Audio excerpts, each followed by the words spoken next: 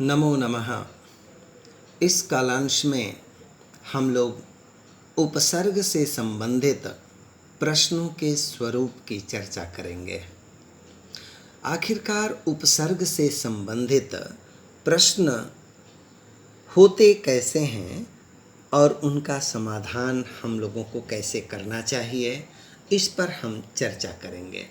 तो सबसे पहले हम देखते हैं कि उपसर्ग पदैः शब्दद्वयं रचयता, अर्थात उपसर्ग दे दिए जाएंगे और उन उपसर्गों से दो दो शब्द बनाना है। ऐसा पहले तरह का प्रश्न प्रष्टव्य होता है। जैसे परा, परा उपसर्ग से दो शब्द बनाना है। तो पराजयः, पराक्रमः हो गया दो शब्द। अभी उपसर्ग से दो शब्द बनाना है। अभिलाषा, अभिमानः, मान से अभि उपसर्ग हो गया, अभिमानः। उत, उल्लेखः, उत जोड़ लेखः, उल्लेखः। और उत जोड़ गमः, उद्गमः, उत उपसर्ग हो गया। इस प्रकार उपसर्ग से शब्दों को बनाना होता है। ध्यान रहे, उपसर्ग शब्द के आरंभ में लगते हैं। आगे उपसर्गम लिखता, उपसर्ग लिखो, अर्थात शब्द दे दिया जाएगा और उन शब्दों में स्थित उपसर्गों को लिखना होगा। इसमें दो तरह की बातें हैं। एक तो साक्षात उपसर्ग लिखने हैं और दूसरे उपसर्ग विकल्प के रूप में दे दिए जाएंगे।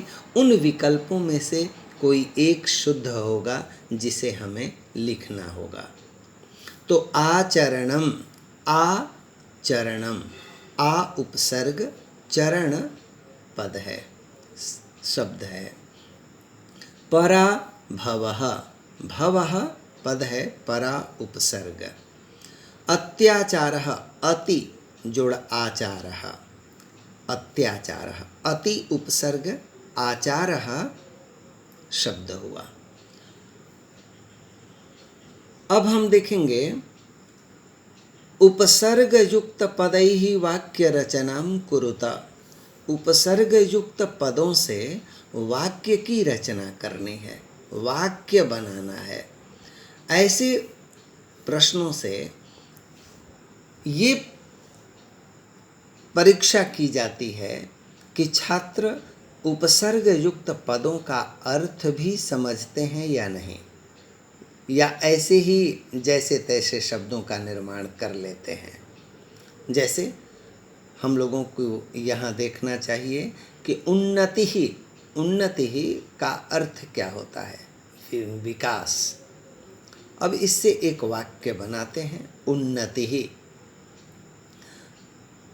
रामस्य उन्नतिः हितकारिणी आसीत्, राम की उन्नति, राम का विकास हितकारक था। विकास, उन्नति हितकारिणी थी, भलाई युक्त थी।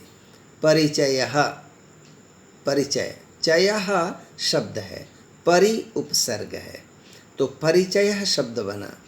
मम परिचयः एषः एव, मेरा परिचय यही है, मम परिचयः। तव परिचयः कः, तुम्हारा परिचय क्या है, परिचयः पहचान। दुष्करम कठिन,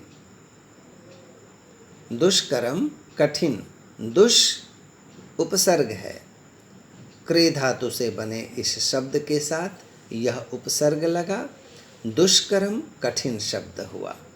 जैसे वाक्य बनाना है, दुष्करम तत्र गमनम दुष्करम अस्ति, वहाँ जाना कठिन है।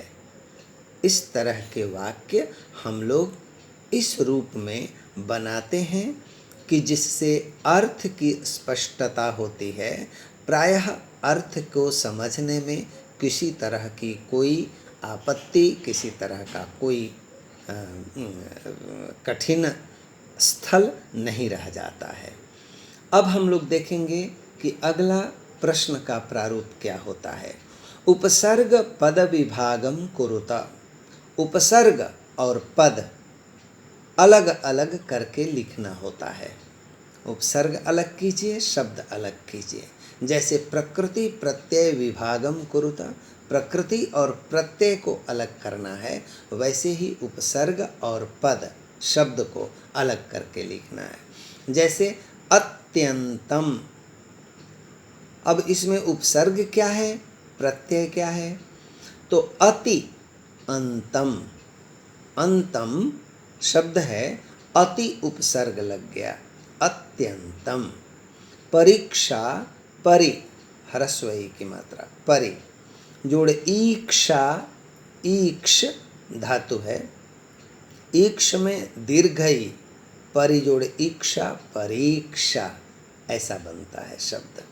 सम्मानः, सम उपसर्ग है, सम में म में हलंत, सम उपसर्ग, मानः शब्द है, इससे बना सम्मानः। और इस प्रकार उपसर्ग और शब्द मिलकर जो नवीनता लाते हैं, जो अर्थ और स्वरूप में परिवर्तन करते हैं, वो हम लोगों ने यहाँ देखा।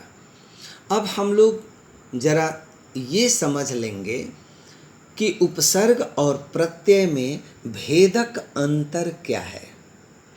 तो उपसर्ग किसी भी शब्द के आरंभ में लगता है और प्रत्यय किसी भी शब्द के अंत में लगता है।